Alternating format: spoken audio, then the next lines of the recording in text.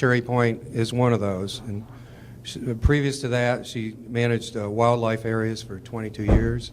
No? Natural areas. Natural areas, okay.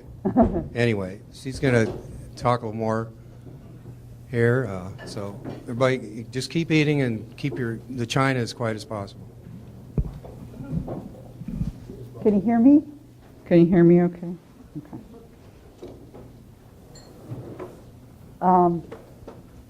Yeah, so I'm Birdie Davenport. I'm pretty new to managing aquatic reserves. I've just been here since January of this year.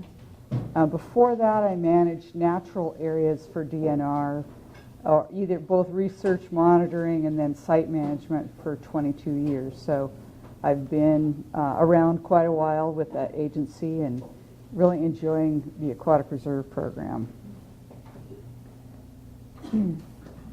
So my presentation is essentially about our program and then also about Cherry Point, about Jeff Mayhew will help me with the Puget Sound Core portion of the presentation. And, first, I'll just do a quick introduction to the Aquatic Resources Division of DNR.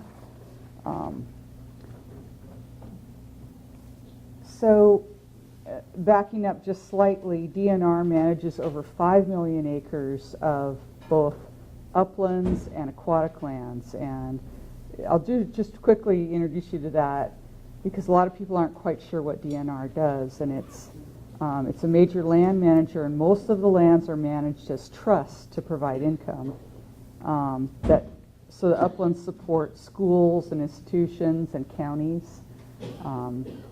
Most of the major schools in Washington, like the colleges like the University of Washington and some of the other state schools, have a trust that's supported through state upland management. So the aquatic lands are also, 2.6 million acres of aquatic lands are also managed, most that produce revenue. That's not the only thing that they're managed for, though. Environmental protection is kind of our number one purpose, and then DNR manages leasing, including all kinds of things. We manage geoducks. We have a derelict vessel program. We have a creosote piling removal, habitat restoration, and the Aquatic Reserve Program is just one of those programs. So I just wanted to show you there's a wide range of things, and there's a lot of different proposals. Some are benign, and some can have a lot of impacts to aquatic lands. So our program is part of that. And one thing I might say is that some of those leasing programs are very lucrative and help support the other programs, also recreation access to state-owned aquatic lands and other programs that help benefit the environment and remove creosote, that kind of thing. So the Aquatic Reserve Program was created to promote the preservation, restoration, and enhancement of state-owned aquatic lands. So it's a special category where there's already a level of environmental protection, but aquatic reserves allow us to focus attention and resources on special sites that have been identified because there's something unique about them or that in greater need of protection. There's 3 types of reserves, either environmental, educational, or scientific. And a reserve can be any combination of those, but essentially they're all environmental reserves, and they may have a special focus on educational use or for research.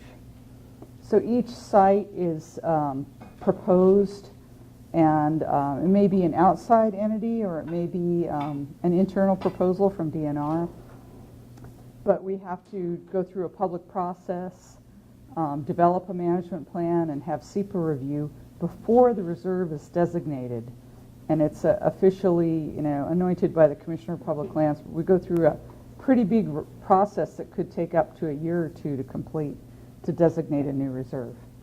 And that also includes a technical review committee who looks at the proposal and, to see if it meets the criteria for aquatic reserve. So the reserves that we have are 7 in Puget Sound at this time. The ones on the left side of the screen are newer reserves. They were all proposed by outside proponents. And the ones on the right are the first 4 reserves that were established. So I guess I don't have a lot more to say about that.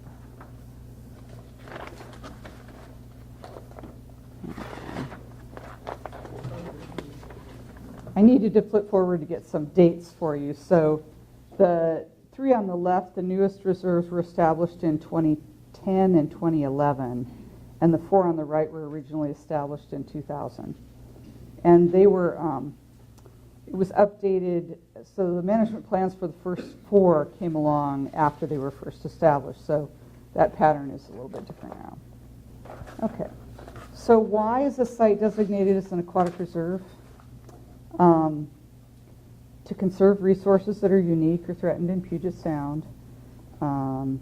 They're areas that are rich in aquatic habitat, and they're managed to provide long-term certainty and remove the fear of the unknown.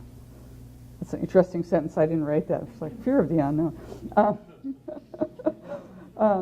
So reserve is established for 90 years. It's a 90-year term. And people have asked me, well, why 90 years? I don't know. I'll have to see why that 90 years came up. But it means that we can protect the area from potentially harmful uses, and we can examine any proposals in a lot of detail for any that are proposed on any reserve. Let's see, I think there's, here's some more things.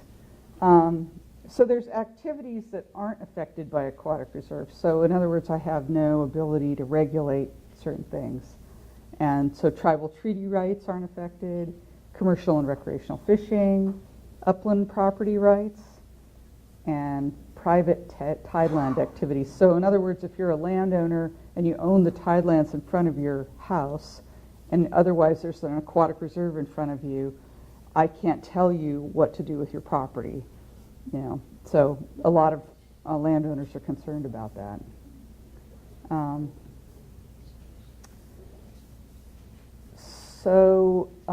Management of aquatic reserves, each reserve gets a site-specific management plan. So they're not all managed as a cookie-cutter approach. Each site is unique and has its own plan. There's an open collaborative planning process where we work with our implementation committee to help review and contribute to the plans. We develop conservation targets, and from those goals, objectives, and management actions to help protect and enhance those conservation targets. And we involve stakeholders with that implementation process. So as we go forward, we continue to have meetings with the implementation committee to talk about our progress and to prioritize those actions and to keep moving forward. And so that's a lot of, it's an interesting process because it's a lot of work to continually engage with communities and continually have meetings. When I was a natural area manager, I didn't do this. Only occasionally we'd have a community meeting around a special project. So this is a different way of managing where you have a lot of additional work to constantly engage with, committees. And there was a big transition in our program before I was hired. 2 key staff left the program, both my position and the planner. So there's a kind of a long gap in when some of the committees were able to meet. And I think they really felt that we weren't as engaged during that time when we were trying to get started up again. So it is interesting. I think it's a really valuable process to have people who represent the community who are continually meeting with us. So Cherry Point was designated as an aquatic reserve. I kind of feel my voice coming in and out with this microphone being where it is, so I apologize for that. It's kind of hard to keep my voice exactly where it needs to be. It was designated a reserve because it has high aquatic diversity, cobble intertidal habitat, large boulders, sandy beaches, eelgrass beds, and kelp. It also has a distinct herring population, and there's also sand lance and surf smelt spawning. It's a nearshore migratory route for salmon and also predators of salmon, and it supports marine seabirds and waterfowl habitat. Probably not news to all the folks who are here. Cherry Point supports large recreational, commercial, and tribal Dungeness crab fishery, and a smaller spot shrimp fishery is located offshore to the west.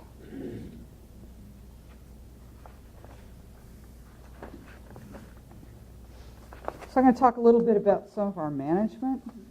And this first example is something that was identified by the implementation committee as an important action. Wet stormwater sampling and assessing stormwater outfalls. We're doing this to enhance understanding of environmental conditions within the reserve. It helps us to, characterize the stormwater and basically also create a baseline for what's going on and to identify if there are any problems, to improve stormwater management and reduce impacts to the reserve. Let's see. So we did this earlier this year and sent off samples for analysis. And I guess what I would say is we didn't have any alarming results. So that was really good. And so there's a couple different kinds of outfalls. There's big outfalls that are collected stormwater that come out of pipes, and then tight lines, which would be a little small outfall that is just off of one or two properties. And it's just a controlled way of releasing stormwater off a small property. But this is just part of what we're doing, and we have a new outfall specialist who works for DNR, Abby Barnes, and we actually did this ourselves, but we're going to probably do it on contract just because our staff is in Olympia, and trying to run up here for a rain event can be really hard to get the whole team together and all get to Bellingham in time to do it. So we hired a local contractor to do some of the sampling. Jeff. So Jeff Mayhew is our Puget Sound Corps leader, and we just completed 1 year of Puget Sound Corps, and then second year, but we just completed a year. And so that team is all moved on, and then we just hired another 6 people. And you could probably use this one. Is this on? If you want. No? Is this on? Yep. Great, okay. All right, so I guess I should say that the Puget Sound Corps, I guess who here has not heard me give a little introduction about my Puget Sound Corps team? I was here last year. Did anyone, is anyone here and who got the introduction on that? Okay, great. So this year, my new team, this is the third year of a Puget Sound Corps, just started in the beginning of October.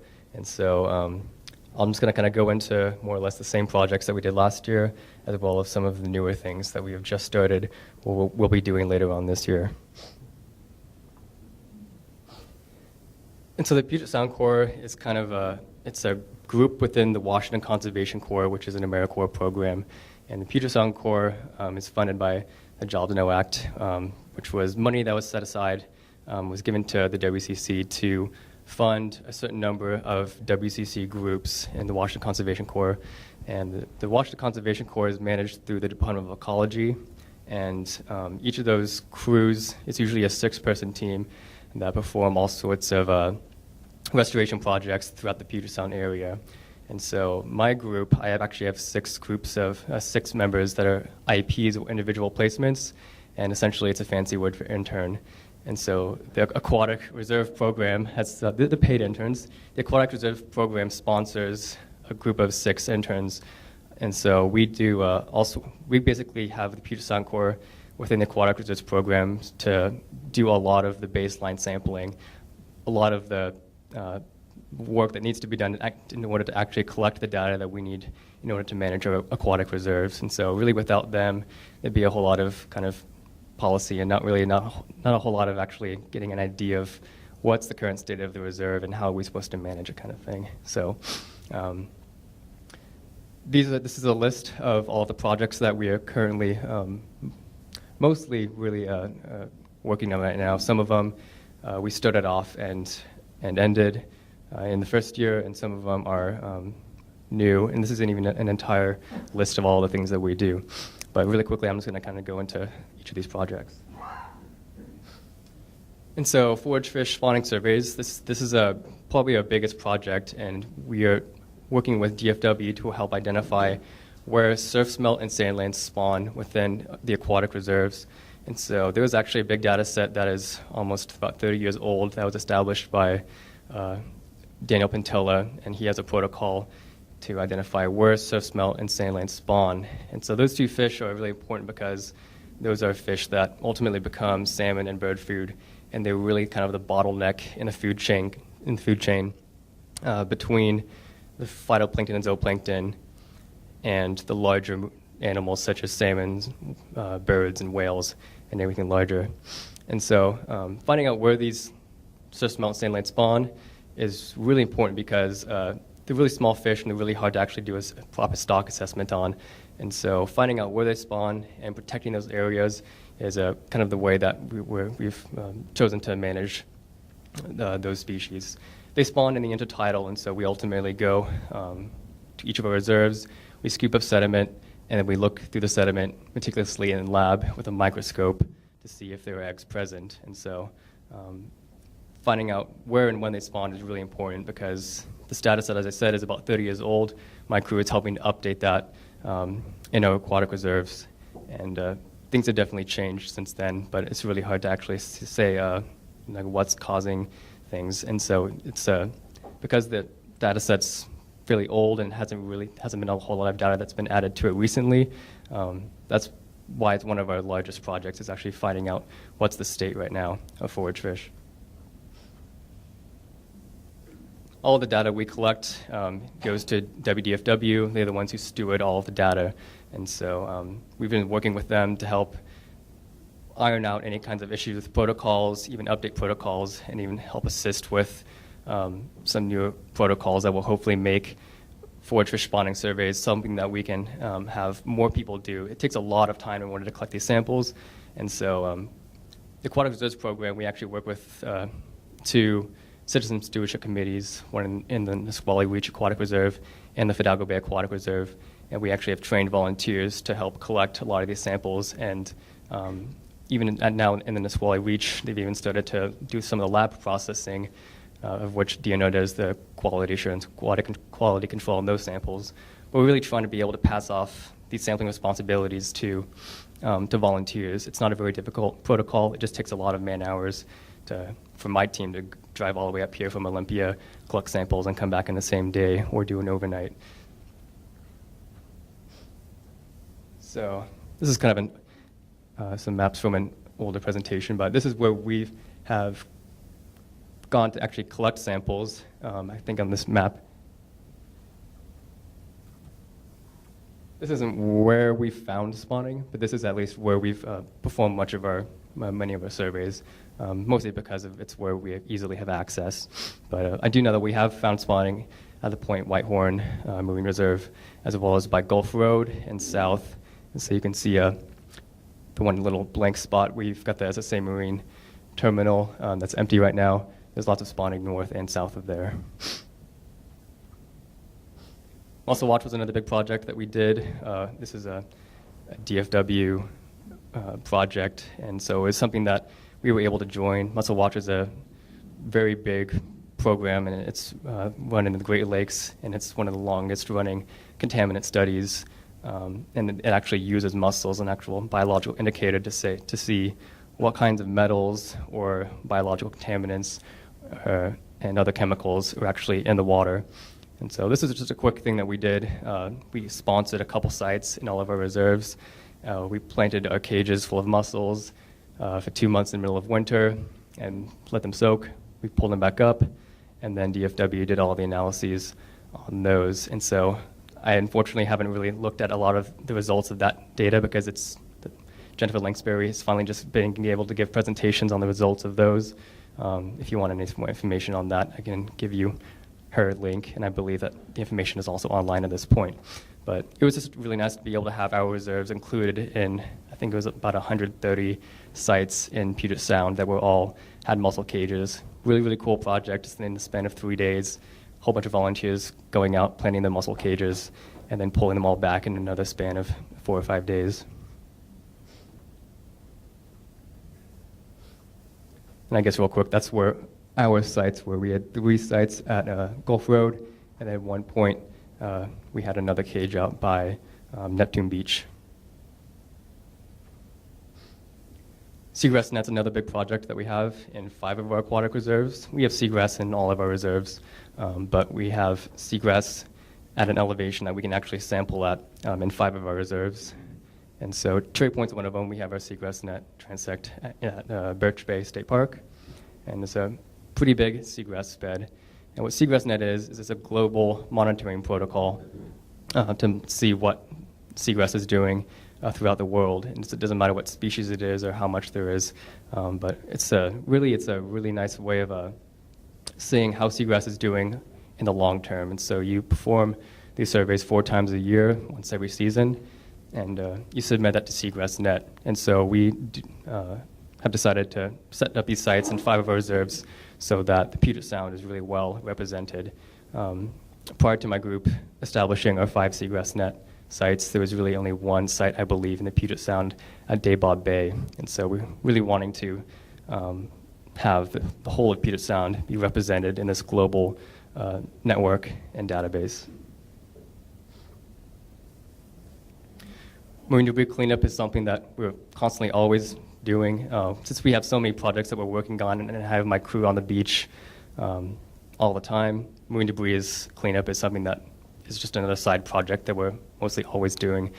You've got one person with a clipboard taking data, you've got another person with a garbage bag, cleaning up waste, and we log and basically inventory everything we find.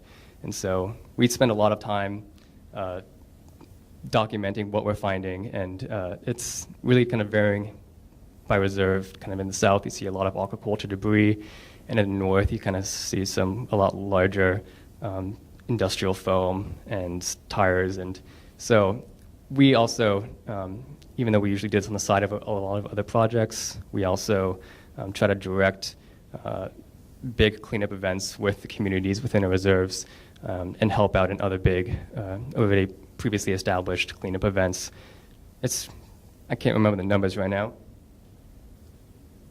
But I know that when last year, actually 2 years ago, we had a really big cleanup event at Gulf Road at Cherry Point, and we had, I think, 2 WCC crews helping us out.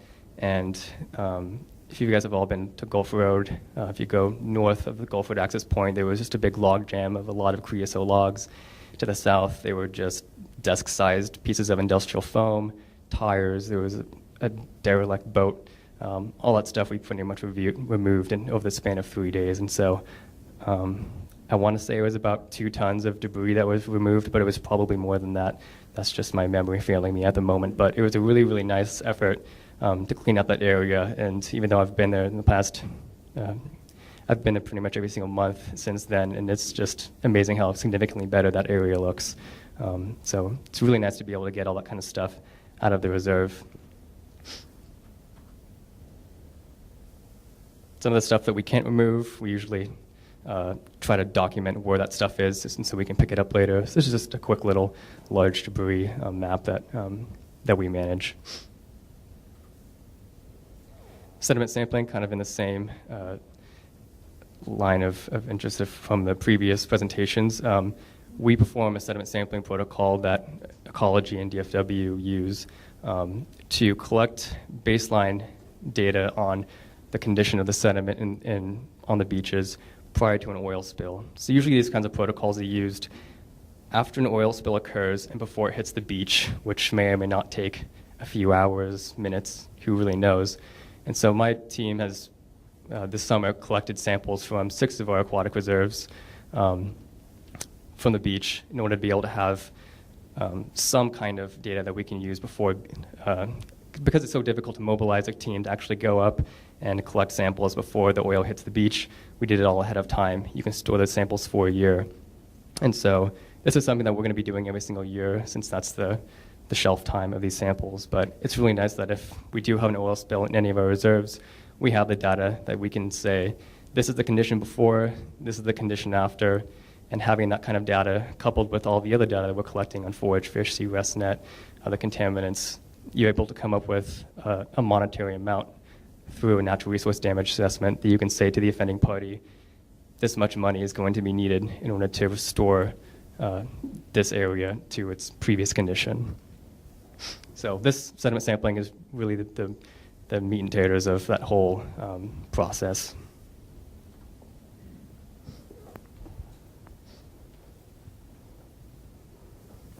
Thanks, Jeff. So you can see why I was so glad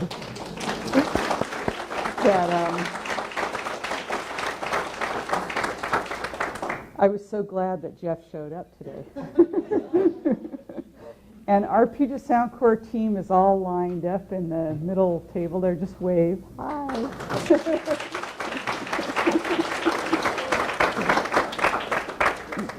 So another project that we're working on that, yeah, go ahead.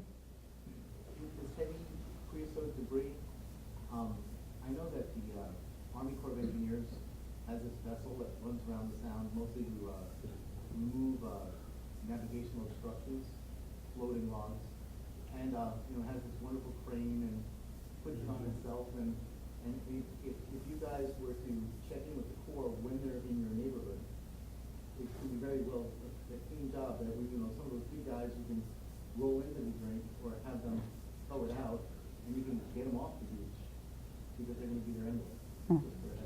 Oh, thanks. Good note. So another project the Reserve Program's working on is supporting scientific research on the herring population. And we've worked with a team of scientists to try to identify some good proposals for early next year that we can do to enhance our understanding of what's going on with the herring population at Cherry Point. We're going to continue our monitoring programs and also support citizen science through the Citizen Stewardship Committee. And on that, I'd like to say I really appreciate the work that the Stewardship Committee came up with to bring this great panel of good speakers and organize this event. It's wonderful to be able to participate in it, and just to kind of waltz in and be part of it is really nice. So I appreciate all the work that they've done to make this happen. Any questions? I don't know if we're going to, we doing the microphone thing or? Wide and shout. Shout, be loud. This really isn't a question. This is another compliment to the Puget Sound Corps guys.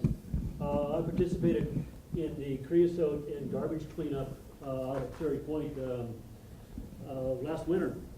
And these guys literally busted their butts. They moved 2 tons of creosote material, vessels, everything else by hand. No mechanized materials or no mechanized equipment involved except maybe a chainsaw. And they really worked really hard and did a great job. Thank you very much.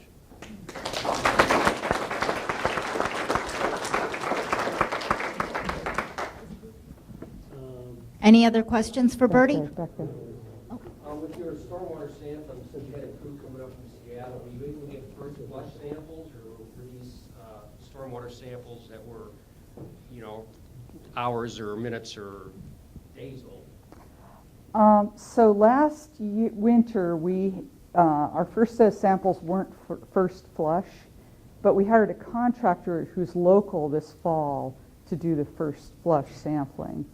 So we tried to figure out a way that we would be able to pull it off, and we just realized the travel time and coordination of all the people involved was just too much. So we hired a contractor to take those samples this fall. And just another question about Puget Sound Corps. I was down in Anacortes Thursday and got to see a presentation about some of their creosote removal, and that was just awesome. But a lot of that, or at least a good bit of support came from the Samish Indian Nation down there, Yep. and we're able to collaborate to really get some extra benefit out of it. And I was wondering, with regards to Cherry Point, if there might be any possibility of working either with some of the local nations here, or maybe even some of the industries in the area to be able to do that. I've been in other events where, we've had Alcoa or BP or other people come out and provide for that, but with regards to their efforts, if that might be a possibility. Sure, absolutely. And when we have our implementation committee meetings, that's a really good opportunity because we have representatives from all those, from industry and usually tribal representatives. So we have an opportunity to try to get that kind of contribution at those meetings. Yeah. If I could make a partial reply to his question. I walk the beaches on an annual basis for the industries, and I also spot debris, this sort of thing. And when I spot significant debris in the vicinity of the industries, I let them know, and they invariably come down and clean it up. So there's an ongoing monitoring, cleaning up by all three industries out there.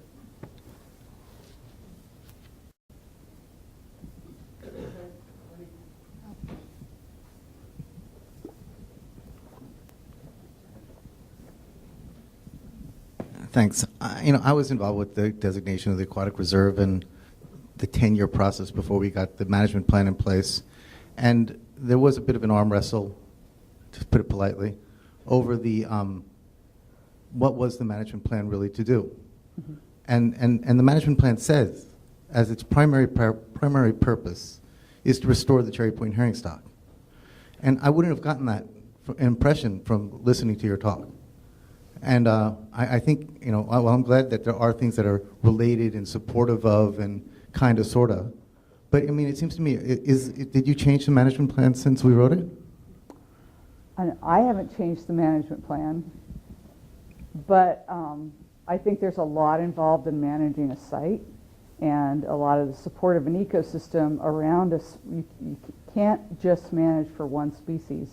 You manage everything to support a habitat and a species, and like I said, we don't know what all the actions are that need to be taken to support the herring. That's why we are going to support science and to do more research so that we know what actions could be helpful beyond the work that we're already doing. So I think that maybe I didn't home in on herring in this presentation, but it's an ever-present concern and focus for us here. I'm not saying that the activities you're doing are not meritorious, but they really should be characterized in terms of supporting the recovery efforts for the Cherry Point herring. Otherwise, all that effort in writing that management plan was misdirected. If that's not the goal anymore, just say it. I'm not saying that, but I hear you. Yeah, okay. One more and then we're going to move on. Okay, thanks. Information about the sampling protocols and the sampling data, whether it's the stormwater sampling or the sediment sampling, is that available? Yes, it could be. Yes, that information could be available. I'll just give you a card, and I have cards available if people want to contact me about any of that kind of information. Yeah. All right, Birdie, Davenport, thank you so much for speaking.